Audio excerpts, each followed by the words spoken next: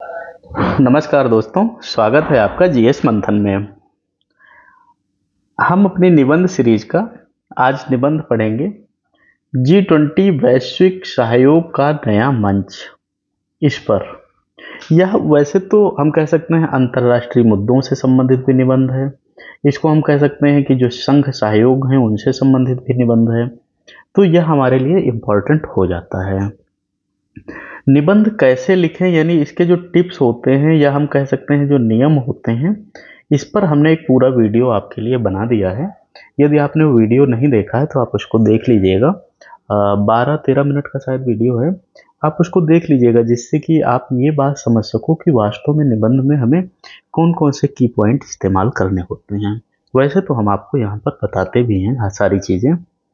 तो जो निबंध सीरीज अपनी है, यह यूपीएससी, यूपीपीएससी, पीएससी का कोई भी एग्ज़ाम हो, आरओ एआरओ, सबके लिए बहुत महत्वपूर्ण रहने वाली है। इसमें क्या है, देखो, निबंध आपकी परीक्षा में, मेंस में बहुत महत्वपूर्ण भूमिका रखता है। इसमें आपकी भाषा भी प्रभावी होनी चाहिए और शैली भी अच्छी होनी चाहिए। शब्द आपके व्यवस्थित होने चाहिए और आवश्यक शब्द ही होने चाहिए। कोटेशन का हम प्रयोग भी करेंगे, लेकिन आवश्यक कोटेशन का करेंगे। मतलब ऐसा हमें नहीं करना है कि हमने पेपर में, मतलब अपने निबंध में केवल कोटेशन ही भर दिया। इस चीज़ से हमें बचना रहेगा। दूसरी चीज़ है, जो हम निबंध लिखेंगे हमारे टॉपिक के अंदर ही रहना चाहिए। निबंध टॉपिक के बाहर नहीं होना चाहिए। एक बात बार बार हम रिपीट नहीं करेंगे उसमें। पैराग्राफ में लिखेंगे, हेडिंग का प्रयोग नहीं करेंगे। इंग्लिश के शब्द का प्रयोग हम नहीं करेंगे। यदि हमें लिखना भी है तो हम उसके उच्चारण को लिखेंगे। आप चैनल सब्सक्राइब कर लीजिएगा यदि पहली बार देख रहे हैं, जिससे आपको निबंध से संबंधित जितने क्लास हैं सब मिलते रहें। और आप वीडियो को पूरा देखेंगे, पूरी क्लास आप देखेंगे। इससे आपको लाभ क्या होगा, इस पे जो हम बीच बीच में महत्वपूर्ण चीज़ें बताते हैं वो आपके पीडीएफ में थोड़े मिलेंगे। पीडीएफ तो एक मान लो लेख है। लेख तो आप पहले से, किताबें हैं आपके पास, नोट्स हैं, सब कुछ है। यानी क्लास को पूरा हमें देखना ही देखना है। आप कुछ भी नहीं समझ में आएगा मुझे कमेंट करेंगे, वो हम आपको पूरा समझाएंगे। एक चीज़ और ध्यान रखनी है, निबंध हमारा 3 भागों में जाएगा, प्रस्तावना, मुख्य भाग और निष्कर्ष में।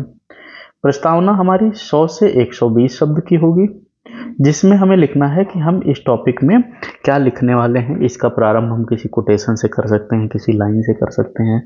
मुख्य भाग में हमारा मुख्य निबंध रहेगा, जिसमें हम लाभ, हानि, राजनीतिक, सांस्कृतिक, आर्थिक पक्ष लिखेंगे। यदि कोई चुनौतियां हैं वो लिखेंगे, उसका क्या पर्यावरण वगैरह पर प्रभाव पड़ेगा वो लिखेंगे। ऐसे करके उसको पूरा करेंगे और फिर निष्कर्ष लिखेंगे। निष्कर्ष में हमारे पूरे निबंध का निचोड़ होगा और यह सकारात्मक होना चाहिए और भविष्यवादी होना चाहिए। ऐसे ही हम जीएस की सीरीज चलाते हैं, जिसमें हम जीएस की क्लास कराते हैं। उसमें लिखने के तरीके, जो हमारे क्वेश्चन हैं उनको कराते हैं, आप वो भी देख सकते हैं। इसमें हम G20 वैश्विक सहयोग का नया मंच, ऐसा करके हमारा टॉपिक है। टॉपिक हम तभी लेंगे जब हमें इसके बारे में 60 से 70% तक चीज़ें पता होंगी। इससे क्या होगा कि जब हमें उस विषय पर ज्ञान होगा पर्याप्त, तो हमसे गलतियां कम होंगी और चीज़ें हम बेहतर लिख लेंगे। इसलिए टॉपिक हमें वही लेना है जिसके बारे में हमें नॉलेज हो। ऐसा टॉपिक हमें नहीं लेना है जिसके बारे में हमें चीज़ें नहीं पता हैं, फिर हम टॉपिक ले भी लिए हैं और फिर हम उसमें बैठे सोच रहे हैं और अपना टाइम खराब कर रहे हैं। वैश्विक राजनीति और अर्थव्यवस्था के बदलते परिदृश्य में जब एकल नेतृत्व की अवधारणा धीरे धीरे कमजोर पड़ रही है और बहुध्रुवीयता तेजी से उभर रही है, तब समूह 20 यानी ग्रुप 20 का महत्व और भी अधिक बढ़ गया है। यह मंच दुनिया की प्रमुख अर्थव्यवस्थाओं का प्रतिनिधित्व करता है, जिसका योगदान वैश्विक जीडीपी, व्यापार और जनसंख्या में सबसे अधिक है। यह न केवल आर्थिक सहयोग का समूह है, बल्कि राजनीतिक, सामाजिक, पर्यावरणीय और तकनीकी मुद्दों पर भी साझा दृष्टिकोण विकसित करने का प्रयास करता है। पिछले कुछ वर्षों में जब वैश्विक स्तर पर महामारी, जलवायु संकट, भू राजनीतिक तनाव और असमान विकास जैसी चुनौतियां सामने आईं, तब G20 ने सहयोग की नई संभावनाओं को जन्म दिया और यह सिद्ध किया कि साझा प्रयास ही दुनिया को स्थिर और संतुलित दिशा में ले जा सकते हैं। जैसा कि संयुक्त राष्ट्र महासचिव एंटोनियो गुटेरस ने कहा, हमारे युग की चुनौतियां वैश्विक हैं और उनके समाधान भी केवल वैश्विक हो सकते हैं। तो यह हमने प्रस्तावना लिखा। प्रस्तावना में हमने बताया G20 क्या है और उसकी आवश्यकता क्या है। दो चीज़ें हमने बताई और हमने यह बताया कि वह आगे कैसे हमारे लिए मदद कर सकता है। अब हम मुख्य भाग पर आते हैं। भारत की अध्यक्षता में 2023 का नई दिल्ली शिखर सम्मेलन इस दृष्टि से ऐतिहासिक माना गया। पहली बार अफ्रीकी संघ को स्थायी सदस्यता दी गई, जिसे G20 का रूप और भी समावेशी हो गया। इस पहल ने यह स्पष्ट संदेश दिया कि वैश्विक दक्षिण की आवाज़ को नज़रअंदाज नहीं किया जा सकता। साथ ही भारत ने वसुधैव कुटुंबकम की भारतीय परंपरा को वैश्विक मंच पर रखा और one earth one family one future का नारा दिया। देखो, यह हमने यहाँ पर ऐसे लिख दिया है, आप इसको ऐसे लिखेंगे तो इन्वर्टेड कामा में लिख देंगे। मान लो आप स्पेलिंग किसी की भूल रहे हो, आपके दिमाग में नहीं आ रहा है, तो आप ऐसे लिखना, one earth one family one future. ठीक है, आप स्पेलिंग वाले लफड़े में ही मत पड़ना। इस दौरान ग्लोबल बायोफ्यूल अलायंस की स्थापना, डिजिटल पब्लिक इंफ्रास्ट्रक्चर को साझा करने का प्रस्ताव और इंडिया मिडल ईस्ट यूरोप आर्थिक गलियारे की घोषणा ने सहयोग के नए द्वार खोले हैं। विशेष रूप से रूस यूक्रेन युद्ध जैसे संवेदनशील मुद्दों पर भी सभी सदस्य देशों ने साझा घोषणा पत्र पर सहमति दी, जो अपने आप में एक बड़ी कूटनीतिक सफलता थी। प्रधानमंत्री नरेंद्र मोदी ने उद्घाटन भाषण में कहा था, आज दुनिया को युद्ध नहीं, शांति चाहिए, टकराव नहीं, संवाद चाहिए, विभाजन नहीं, एकजुटता चाहिए। तो यह हमने क्या बताया, 2023 वाले का हमने जिक्र किया जो कि हमारे भारत में हुआ था। अब हम 24 की बात करते हैं। 2024 में ब्राजील के रियो दी जेनेरियो शिखर सम्मेलन ने इस सहयोग को और गहरा किया। यहाँ सतत विकास लक्ष्यों की प्रगति पर विशेष जोर दिया गया। सामाजिक असमानता को कम करने के उपायों पर चर्चा हुई। ब्राजील ने सतत कृषि उन्मूलन, गरीबी उन्मूलन और हरित विकास जैसे मुद्दों को केंद्र में रखा।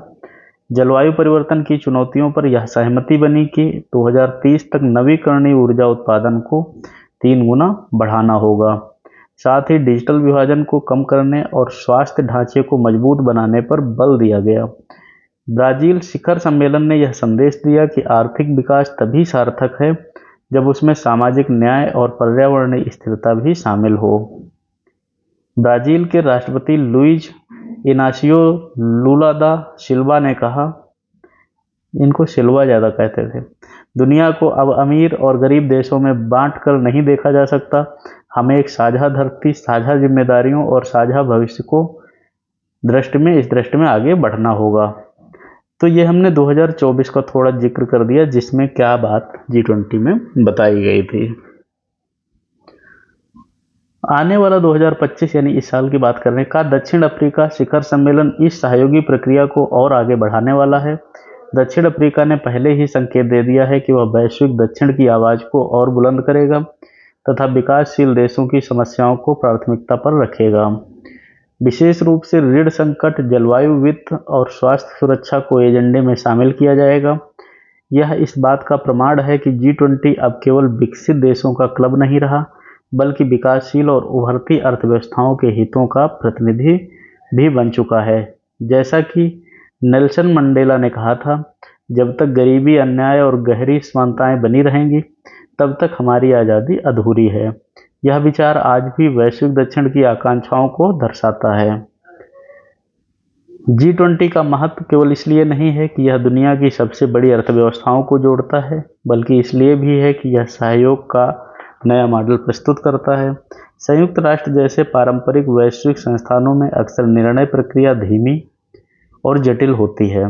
G20 अपेक्षाकृत लचीला और त्वरित है। जबकि 2008 की वैश्विक आर्थिक मंदी आई थी, तब G20 ने ही सामूहिक कदम उठाकर वित्तीय प्रणाली को स्थिर किया।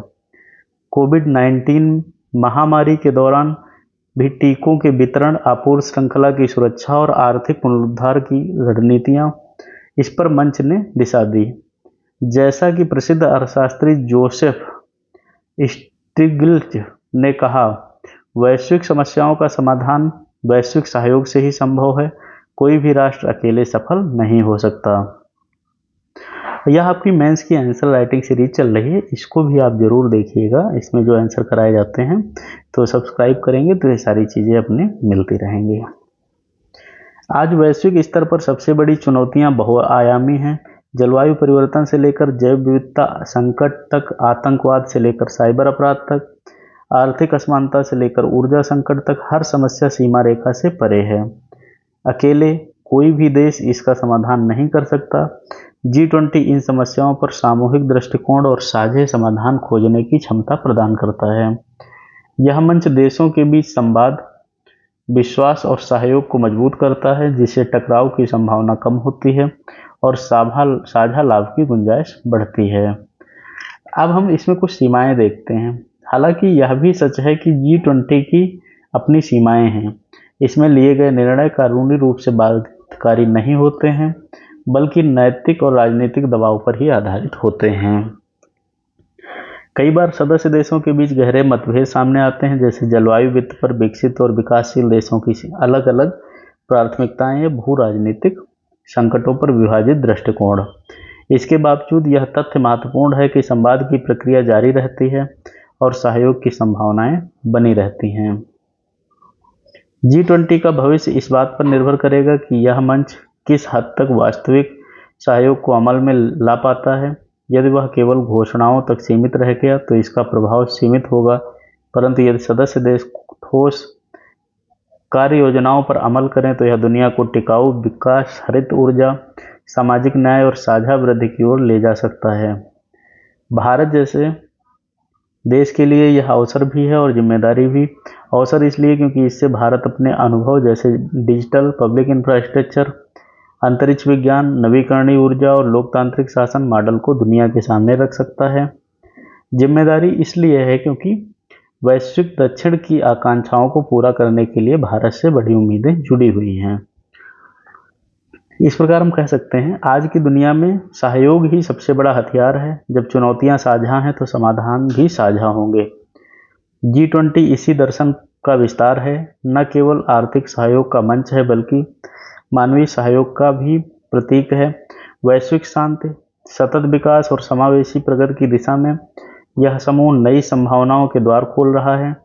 इसलिए कहा जा सकता है कि G20 वास्तव में वैश्विक सहयोग का नया मंच है, तो आने वाले वर्षों में विश्व व्यवस्था में को अधिक न्यायपूर्ण, संतुलित और टिकाऊ दिशा में देने का प्रयास करता है, यानी क्षमता रखता है। जैसा कि महात्मा गांधी ने कहा था, भविष्य इस बात पर निर्भर करता है कि हम आज क्या करते हैं। यही संदेश G20 के प्रयासों में भी निहित है। तो यह आपका G20 से संबंधित निबंध था, जो कि पूछे जाने के इस बार चांस इसलिए भी बन रहे हैं क्योंकि अगला सम्मेलन नवंबर के आसपास में होगा और यह जल्दी होने वाला है। तो इस पर हमारे निबंध UPSC में भी बन सकते हैं और आपके वैसे भी स्टेट में भी बन सकते हैं। यदि आपने पहली बार वीडियो देखा है तो आप चैनल सब्सक्राइब करिएगा। कुछ समझ में नहीं आया तो कमेंट करिएगा और लोगों को शेयर करिए, जिससे सबको लाभ हो। मिलते हैं अगली क्लास में, तब तक आप प्रैक्टिस करिए 2-3 बार। धन्यवाद।